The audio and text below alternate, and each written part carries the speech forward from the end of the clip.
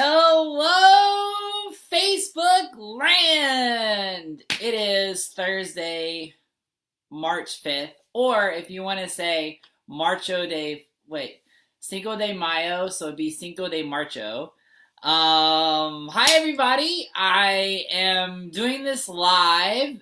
I didn't even introduce myself. I'm just assuming that everybody knows if you're watching this. This is Brandon from Imagineland Vacations, the travel planning genies, also known as the Universal and Disney travel planning experts. And tonight I wanted to do a live video. Hey Dustin!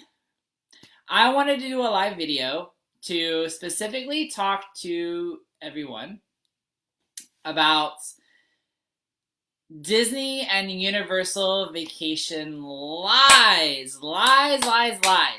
So these are not lies from Disney and Universal, obviously. These are lies from the internet and things that I've heard clients say they heard from other people, or things that I've read on the internet, or things that I've seen on other people's blogs or YouTube videos.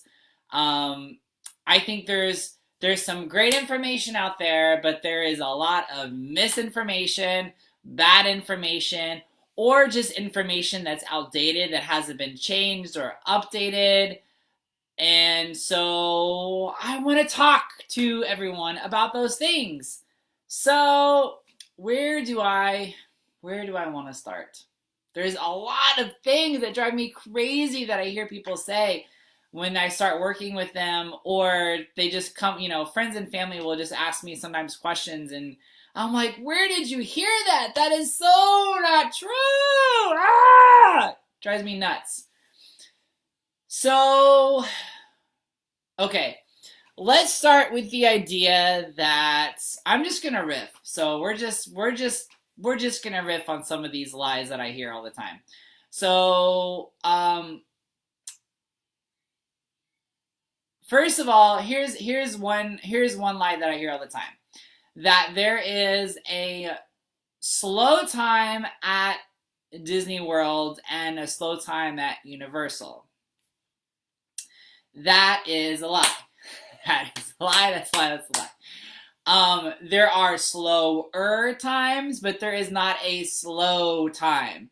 So when I'm helping people plan, here's why I don't like it when people say there's a slow time. If you tell someone, oh, you need to go to Disney World during the first couple weeks of September when everybody goes back to school because it's slow. Slow to me means like I have the empty park to myself and I'm going to get to ride on all the rides in like less than a 10-minute wait. That's what slow means to me.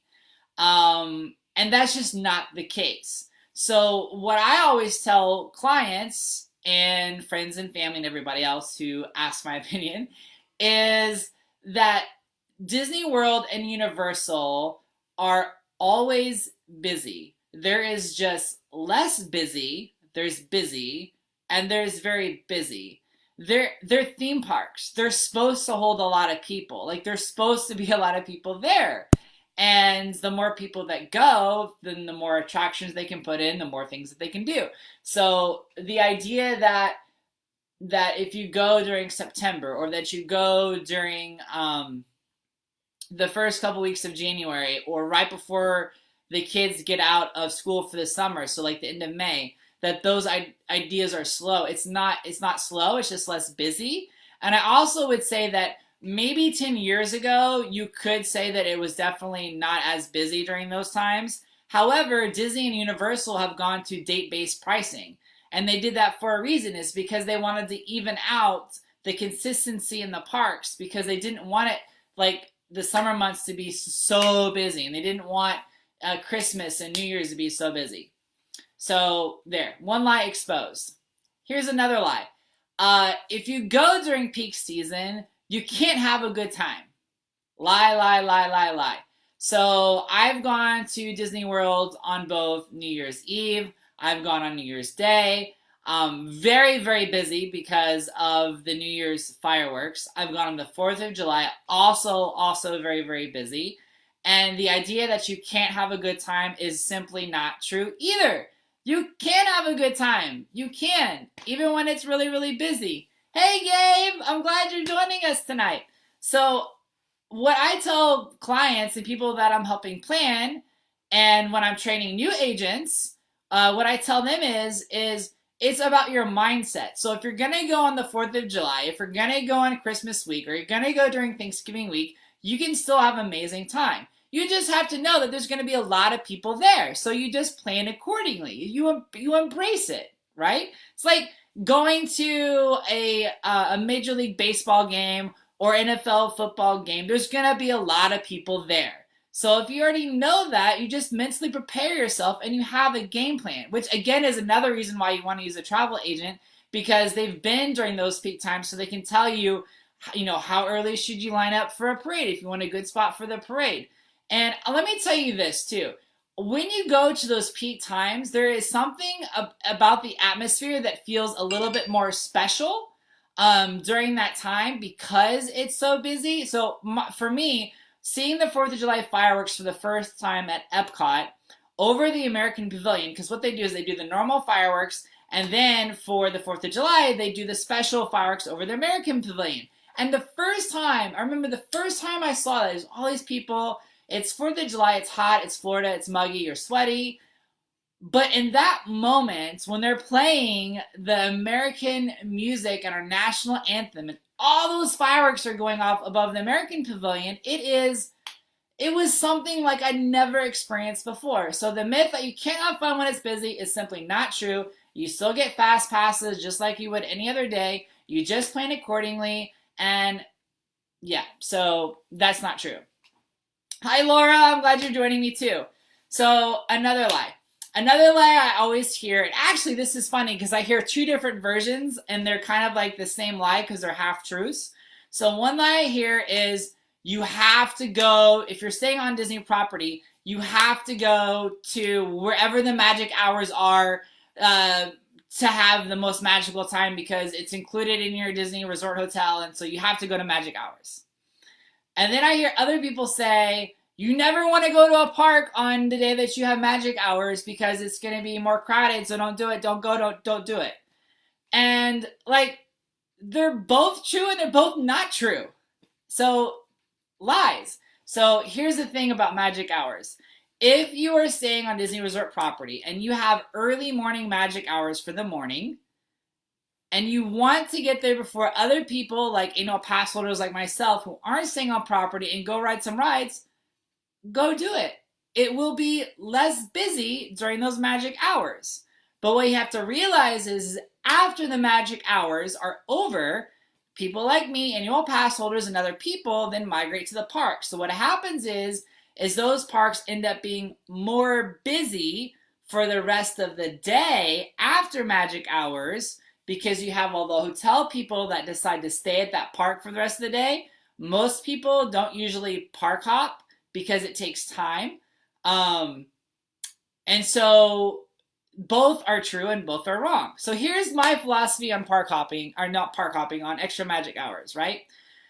So if you want to have all day at a park that is going to be less busy than the other parks, then don't go where there's early morning magic hours. If you don't care about that and you want to have, 1 or 2 hours where you can actually go do a whole lot, then go to extra magic hours. The best case to win is when you go to the evening magic hours. I think those tend to be even less busy because a lot of families that have kids, even if they have magic hours, they just don't stay late into the evening for the late night magic hours. So that's actually prime.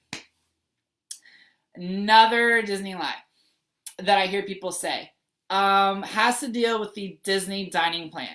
So if you go online, you're going to see people that are like, don't get the Disney dining plan. You're wasting your money. It's not worth the value. And then you have other people who swear and say you have to get the Disney dining plan, right? The Disney dining plan can save you some serious money. Where it boils down to is like, what are you going to eat? Where are you going to eat? And, I have some families that, they, like, honestly, and here's the other side, right? Do you really want to nitpick and pick every single meal that you're going to have and total it up to see if you're really going to save money? The thing is if you're doing character dining experiences, and you're doing those character dining experiences at the evening, because evening is more expensive than if you do breakfast, then the Disney dining plan will save you money. So the idea that the Disney dining plan will never save you money and it's not a good deal, that is just a flat out lie. It can save you money. Now, if you're someone who doesn't use all your meal entitlements, then yeah, it's not saving you money because you purchase meals that you're not using, right? So that the idea that you can't save money with Disney dining plan, that drives me nuts too.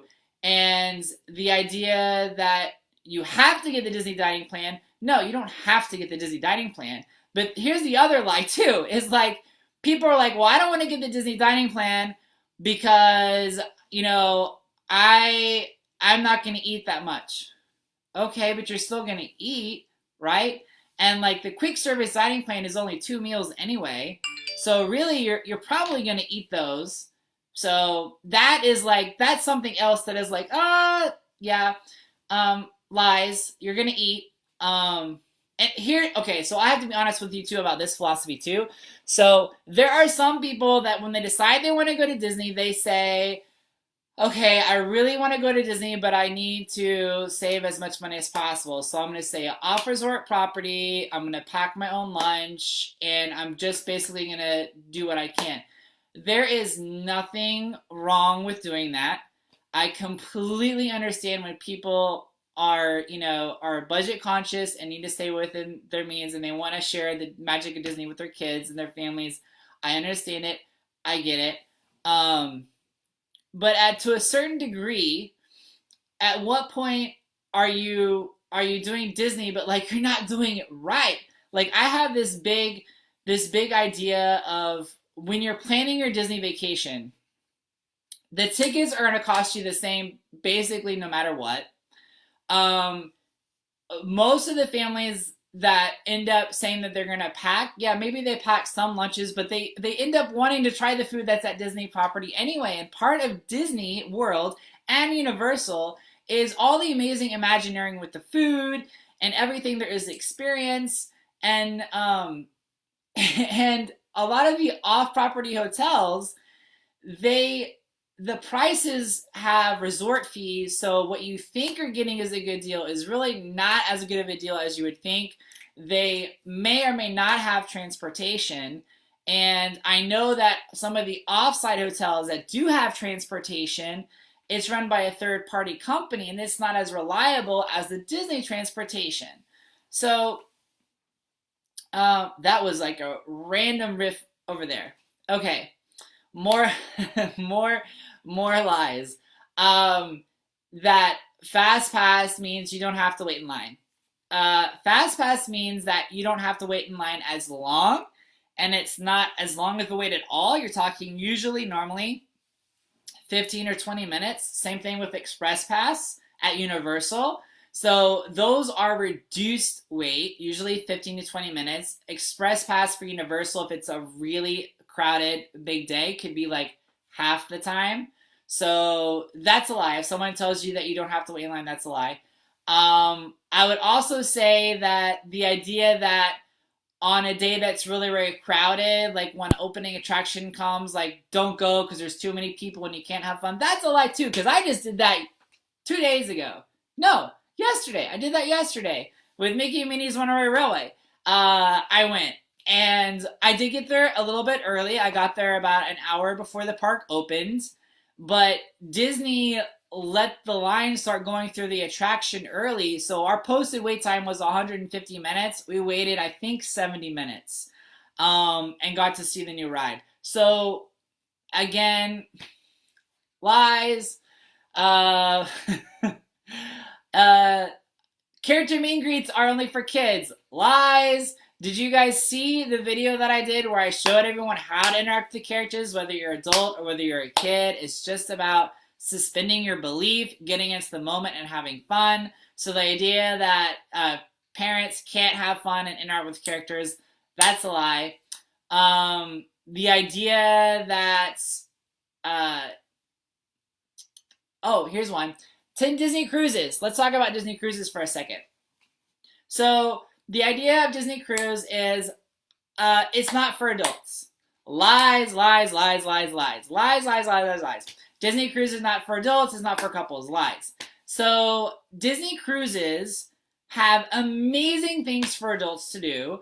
They have incredible spa area of the ship where they have a romantic couples massage where there's a jacuzzi and there's like flowers and there's chocolate covered strawberries and fruit and tea, and then you have so you have like a little bit of spa time, then you have your massage time. They have beer tasting, they have wine tasting, they have adult only restaurants called Palo on all the ships, and then on the Dream and the Fantasy they have Remy, which is like equivalent of like a 3 Michelin star restaurant. So and that doesn't even talk about the adult only areas on the ship, because a lot of people that go on Disney cruises have families, so the adult only areas end up being even more exclusive.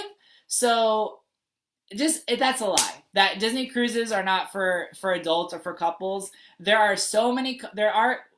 time I go on Disney cruise, I meet and I interact with couples that have gone there for their like honeymoon or anniversary or just because, and they were like, this is the best decision I ever could have made, because we've been on other cruise ships where there's a lot more adults, and those adult only areas are way more busy than on a Disney cruise.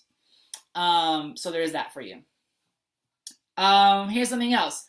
Oh, a Disney cruise is too expensive. No, it's not. No, it's not. Yes. Is it more expensive than like a Royal Caribbean cruise line? Yes, it's twice as much. But for the value that you get, it is not. Because Disney Cruise Line has all the Disney characters. You have fireworks at sea. You have a Pirates Night.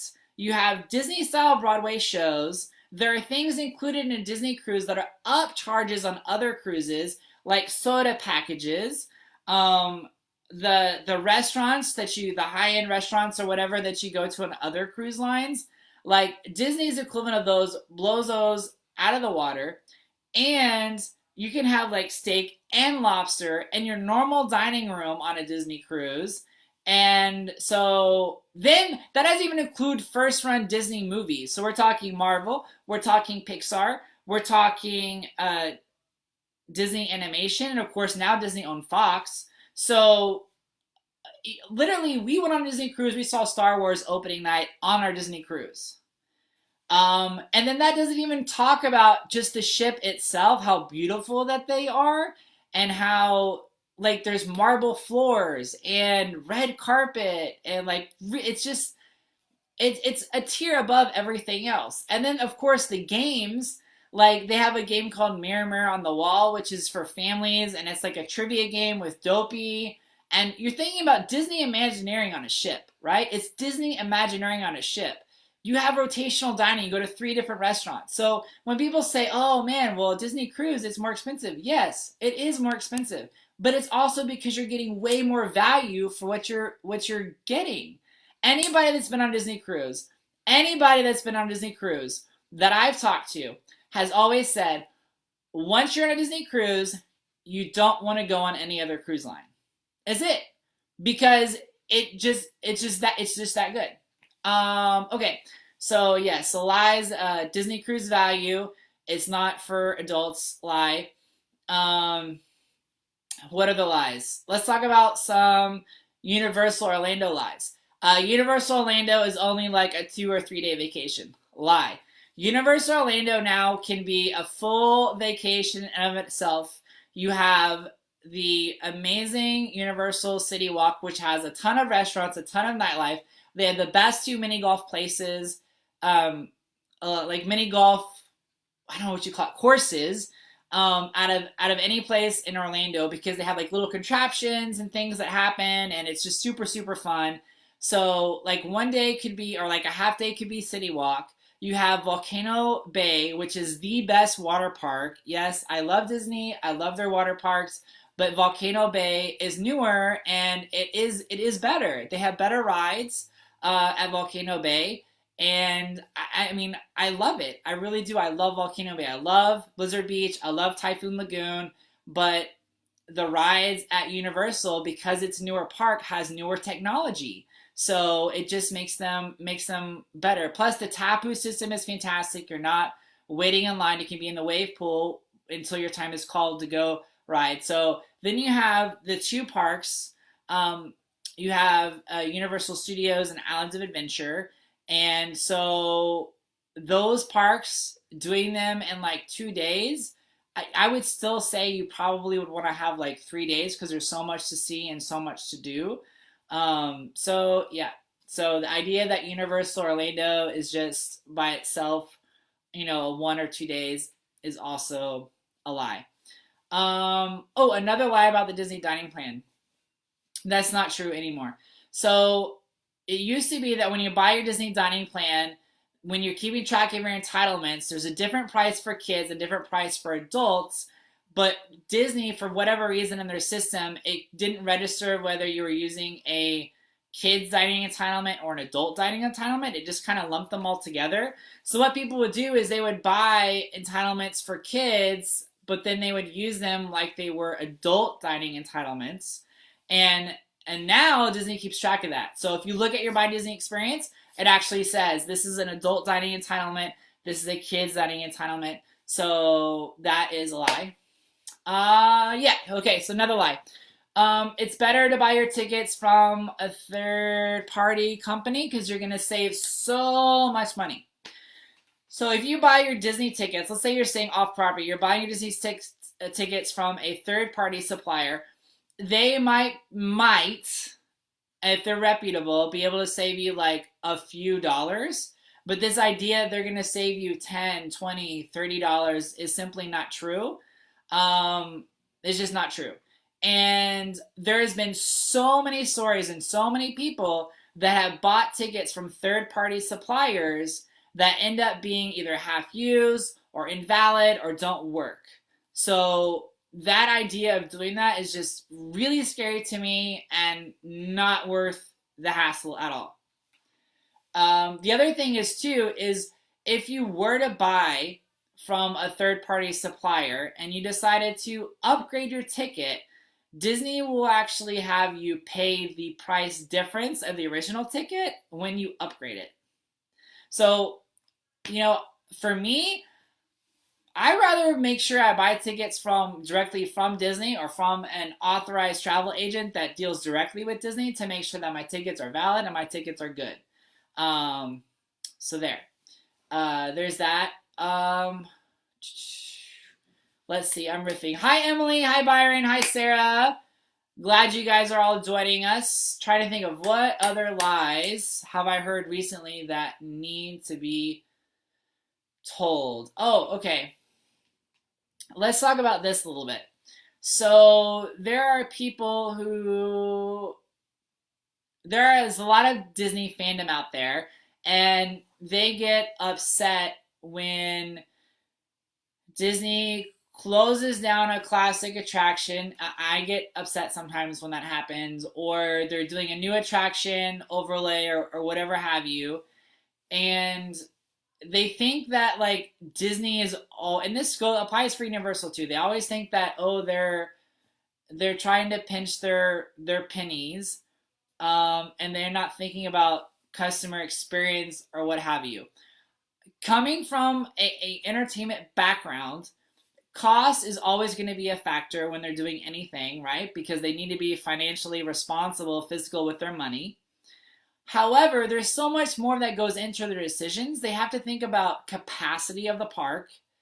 So, for example, one of the main reasons that they got rid of 30,000 Leagues Under the Sea was it had a huge footprint in the Magic Kingdom, and they could get like 3 attractions in that same footprint and increase the occupancy of the park.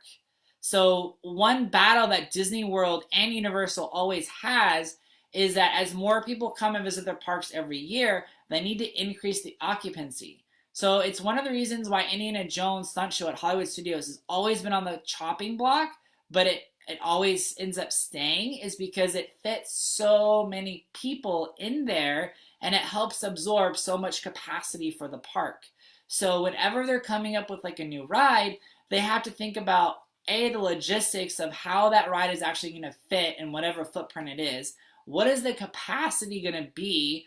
Because they constantly want to increase the capacity. And then from there, they also have to look at the budget constraints. And it is cheaper, to make a ride and invest in the money to create the ride and make two of them as opposed to just like one of them.